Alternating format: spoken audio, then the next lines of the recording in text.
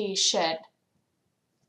So go to the next slide here. So when you're looking at lipids, I want you to think fats, and there are three types of lipids. We have triglycerides, phospholipids, and sterols, and I'll go through all of them with this presentation.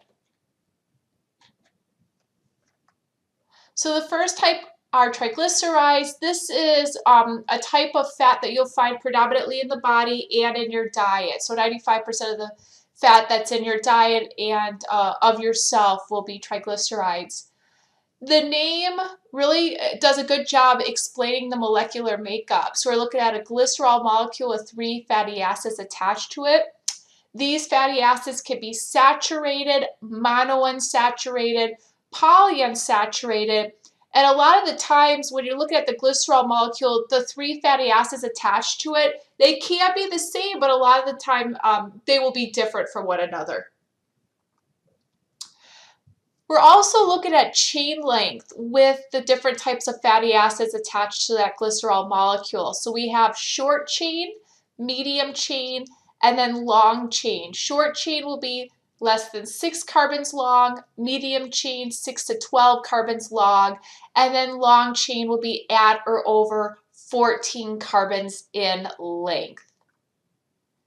Saturation, I know all of you have heard this term before. This is in regards to hydrogen. So when a fatty acid is considered saturated, it means it's saturated with hydrogen, and we don't see double bonds between carbons. Now you will see other double bonds, but bond in particular between carbon and oxygen, but you won't see them or find them between carbons.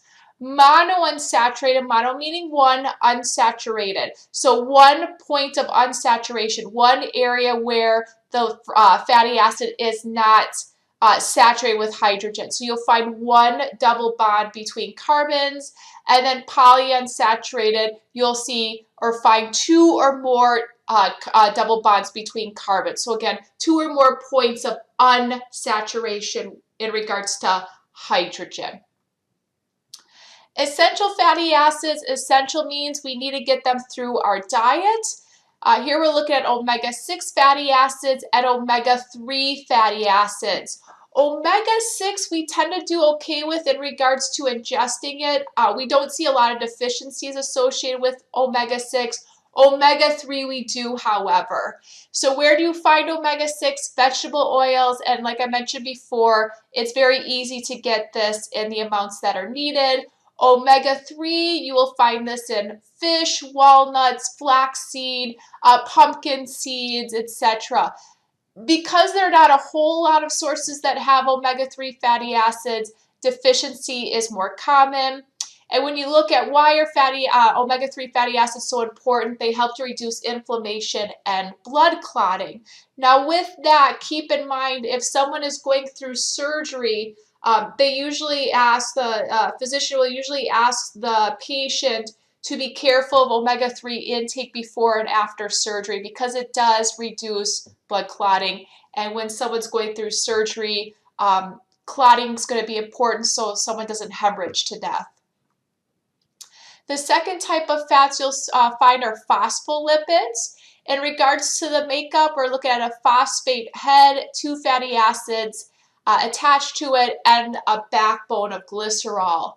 2 main functions to phospholipids. Number 1, they're part of our cell membrane, and number 2, they're an emulsifier. An example of an emulsifier is bile, and remember, bile helps to emulsify fat. The third type of lipids are sterols, and I want you to think cholesterol here. The molecular structure is very different from the other 2 I discussed. This is a multi-ringed structure, and when you're looking at cholesterol, very important for various things. Number 1, it helps to activate vitamin D, so vitamin D can actually do something. It's part of estrogen, it's part of testosterone, it's part of our cells, it's part of bile. If the liver is healthy, the liver should be able to produce all the cholesterol that we need. If the liver is sick because of things like cirrhosis, this could be compromised. Functions of fat. Number one, energy. So for every gram of fat you consume 9 calories. Now remember, for proteins and carbohydrates, that is 4. For alcohol, that is 7 calories. So when you're looking at breaking down fat, we can produce a lot of energy in this process.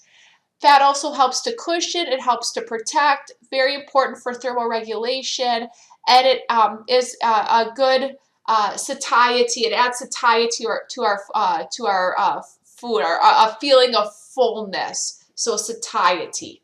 So this feeling of fullness. Amounts recommended, acceptable macronutrient distribution range is 20 to 35%. So what I am saying here is 20 to 35% of the calories you consume a day should come from fats. There is no RDA on fats like you will see with a carbohydrate, for example. And then this last slide talks about lipoproteins. Lipoproteins are structures that help to carry fat to cells of our body.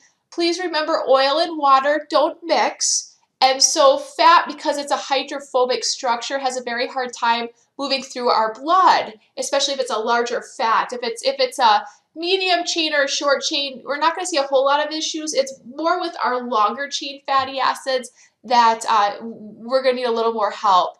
So these are the main types of lipoproteins. So we have chylomicrons, very low density lipoproteins, intermediate density lipoproteins, low density lipoproteins, and then high density lipoproteins.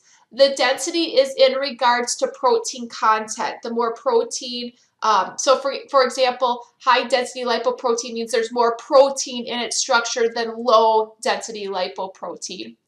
Chylomicrons are produced in the small intestine. So basically what you're looking at basically is triglycerides, some protein, cholesterol, and phospholipids associated with the structure. This will carry fats from the small intestine to the cells, and they start off with they start in the lymphatic system, and then they will get to circulation. So chylomicrons help to drop off fat to triglycerides, predominantly to cells. So the cells can use those triglycerides, for example, to produce energy. Whatever is left of the chylomicron will get sent to the liver. So the remnants will go to the liver, and then the liver will recycle whatever it can. Very low density lipoproteins are going to carry fat from the liver to the cells. The main component of a very low density lipoprotein will be triglycerides.